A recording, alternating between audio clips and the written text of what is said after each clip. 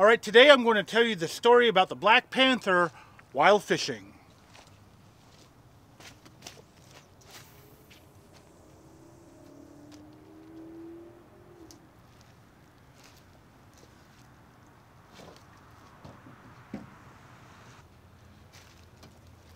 Now this is a real simple story, so I'm using a real simple fishing rig, which I will talk about after I do the story.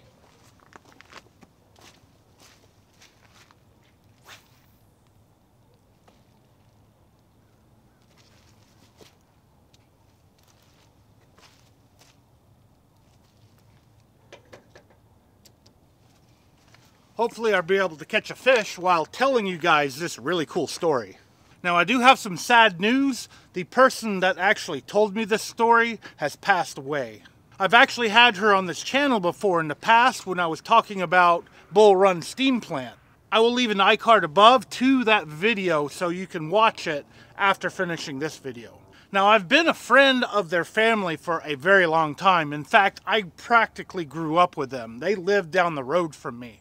I know all of her sons, and I'm friends with Alan, her grandson. And I'm fishing here close to where they actually saw a black panther here in East Tennessee. Now a story like this, I do believe, because we have a lot of really long, like, ridges. They're just hills, but they go for almost 1,000 miles. I have personally seen a cougar near one of these ridges. I saw a bunch of horses, donkeys, and cows that were like crowded up to a corner of a fence line, which I thought was odd. And when I turned my vehicle, my headlights went over a cougar in the distance that was just sitting there. And I mean, they were scared out of their minds of that cougar. For around here, that is a super rare thing to see. However, it is possible just because, you know, these animals, they travel on top of these ridges. And when you have 1,000-mile ridge line with other ridge lines nearby that are just as long, you see them. In that same area, the neighbor said they saw wolves before. Now there's another thing I want to talk about before I tell you the short story about the black panther. I'm near Powell, Tennessee, which is a suburb of Knoxville, Tennessee, and the mascot for Powell High School is a panther. And most of the depictions of that panther is a black panther. Now, I don't know if it has anything to do with this black panther, but it can't be that much of a coincidence where you have, it was seen over there, and then you have a high school with a panther mascot right over there.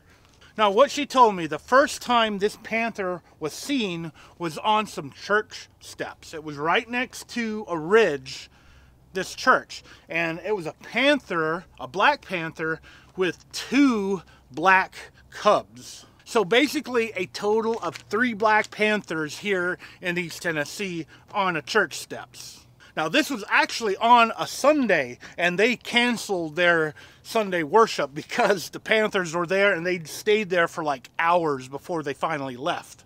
And I will say this was a long time ago. This is probably 40 or 50 years ago. She was in her 80s when she passed away about 2 weeks ago. Now that wasn't the end of the story. She actually started seeing it in their own backyard. And from what she said, and one of her sons, the panther was playing with their dog.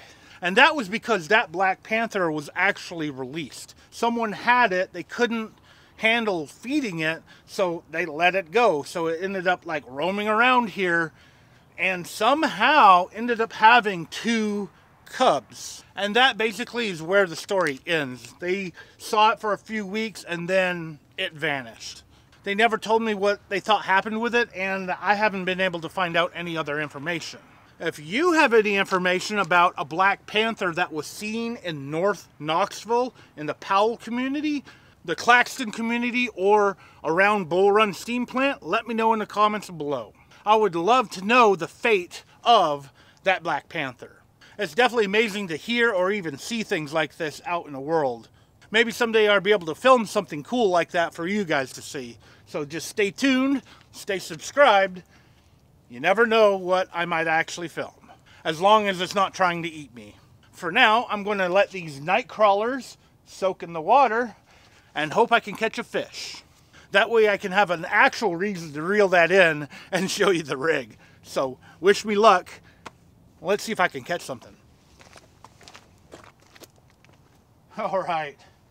One of the sometimes ignored rules of fishing is to catch a fish, there actually has to be fish in the water you're fishing.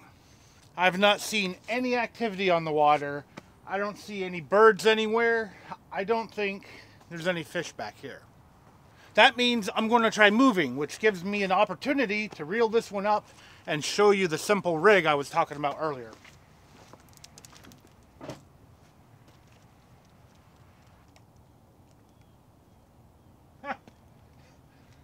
Maybe there are fish here because I have no bait. Ah, that's funny.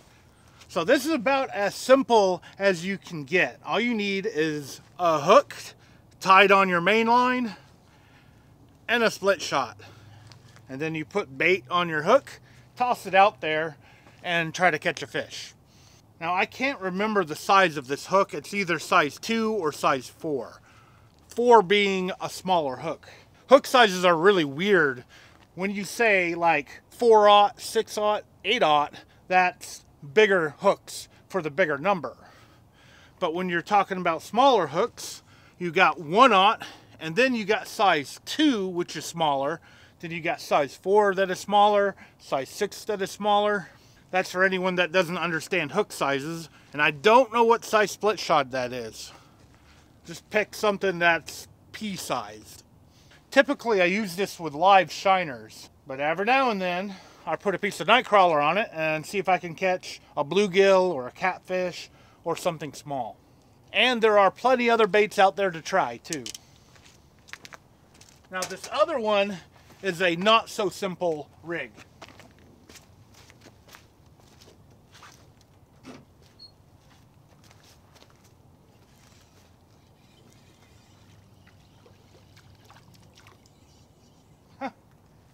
I don't have bait on this one either. Huh.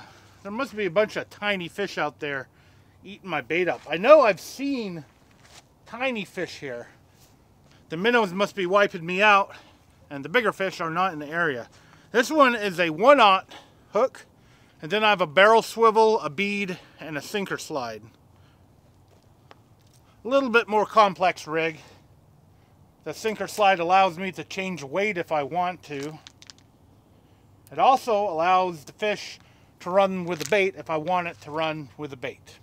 Now I'm going to move to a different spot, and this might end up being a multiple day video.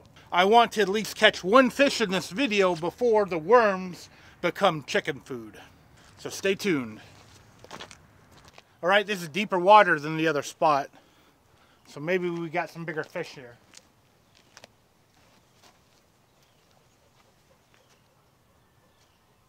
Whole bunch of vultures flying over.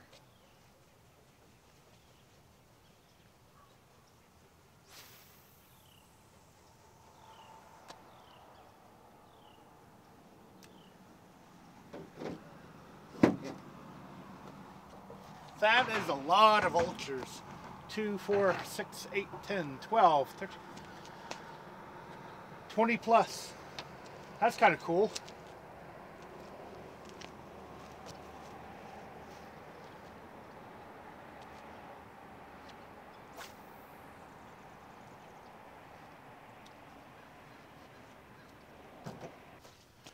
Maybe I'll get lucky at this spot.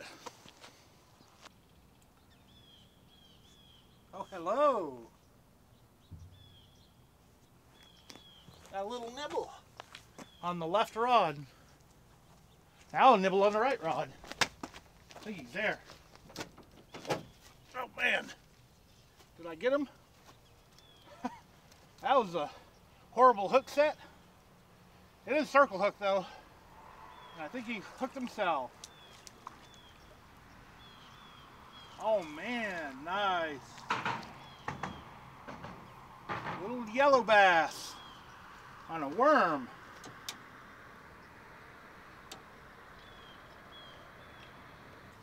There may be a school of these coming through. That's why it hit the other rod too. Now the difference between a yellow bass and a white bass is the yellow sheen on them. You can see there is just this, you know, yellowness in them. And this one actually has like broken lines. That might have been a lamprey or something, or just a genetic defect. I don't know. That's kind of cool. A little yellow bass. I'm gonna let this guy go. They make good bait, but I consider them a little bit more rare, and I want to catch a trophy size yellow bass. They have a trophy size for yellow and white, and I don't have either yet.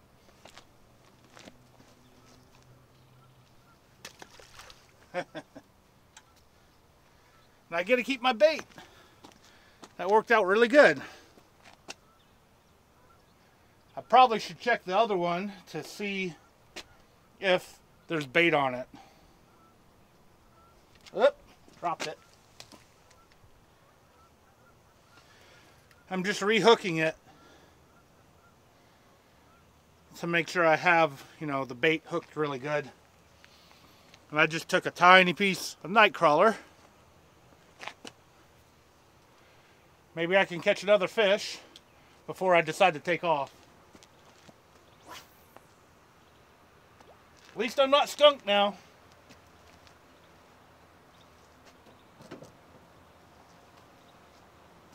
I think I could cast that one a little bit further. This definitely doesn't cast that well. I need a little bit more weight. But for what it is, I'm going to use it.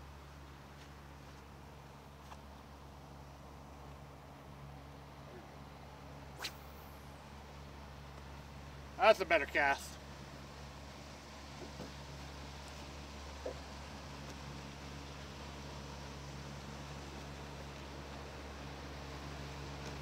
And that is a bow fishing boat.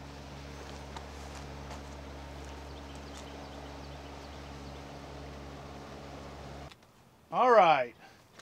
No more bites as of yet. Maybe I'll get something before it gets too dark to film. It's always amusing to see what the camera sees versus my own eyes.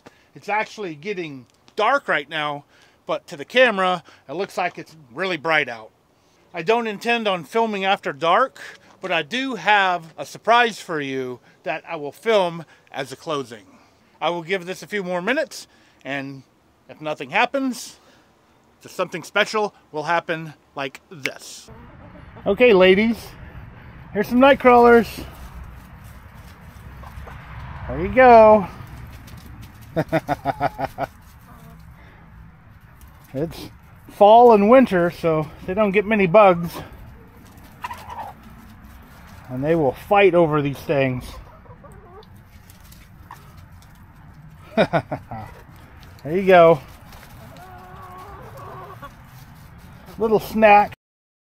Well, the camera's battery died while I was feeding the chickens. At least I got some footage of feeding them the leftover worms. Now, I hope you guys did like the story in this video, and I do hope to see you in my next video.